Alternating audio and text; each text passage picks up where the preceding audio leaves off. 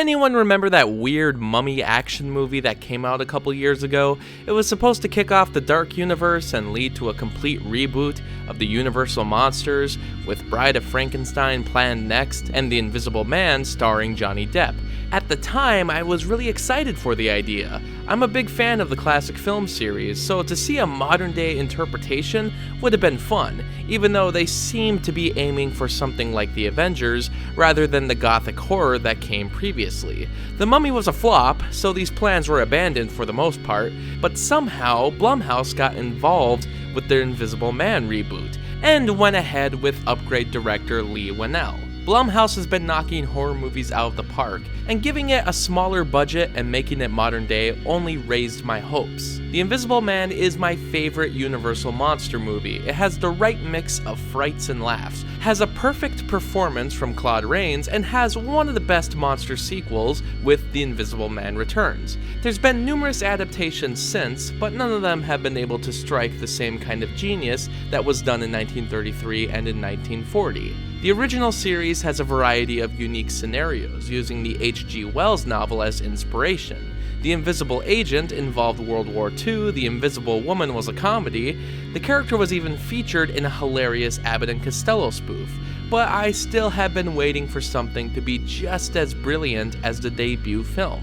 After watching how great the 2020 reboot is, it makes me wish that this would have kicked off the Dark Universe. I'm not sure how you'd make all the monsters team up in the end, but The Invisible Man was much better than the 2016 Tom Cruise screaming vehicle. Starring Elizabeth Moss, this new adaptation takes a different approach by making the focus on the person who experiences the fear of the Invisible Man rather than being about the Invisible Man himself. It adds a special level of terror since we don't have a grand understanding of how the villain was created or who he even is. For the first time, we actually see what this monster can do to the people around him. When we get some screen time from him, it's vicious and unnerving. The opening scene sets the stage for the kind of domestic abuse that's been ongoing in the main lead's relationship. This is a change of pace from the kinds of fear we usually have seen from the monster franchise. It's not only scary because he's invisible, the man was already scary.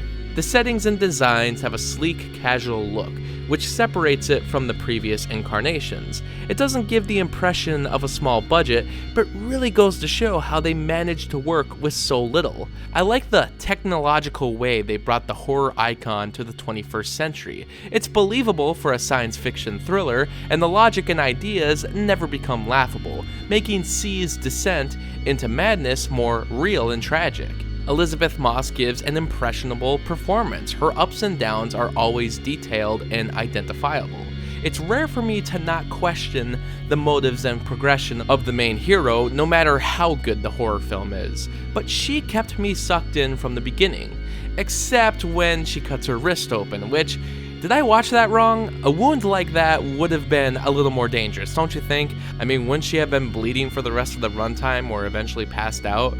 I also really appreciated the side characters, who had a lovely camaraderie and never felt out of place. There's a bit of a mystery to the whole thing, and even has a satisfactory twist. Even if you start to create some plausible explanations for the third act, I bet you'll still be surprised that it doesn't play out exactly as you'd expect. The only time I felt a little off was during a second act reveal involving C and a medical professional. It felt pointless and didn't feel developed enough. It made for a set of emotions that I didn't really think this kind of movie was prepared for, and honestly, for how much it's talked about after, it doesn't feel purposeful.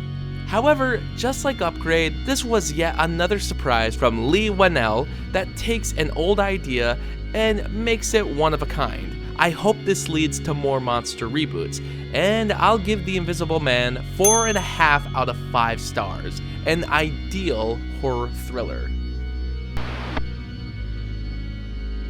Thanks to all my Patreon supporters. For only $7, you can get your own monthly movie review. Ask me to review anything I haven't already. There's also other perks like blogs, exclusive videos, and early access. You can also follow me on Facebook, Twitter, and Instagram.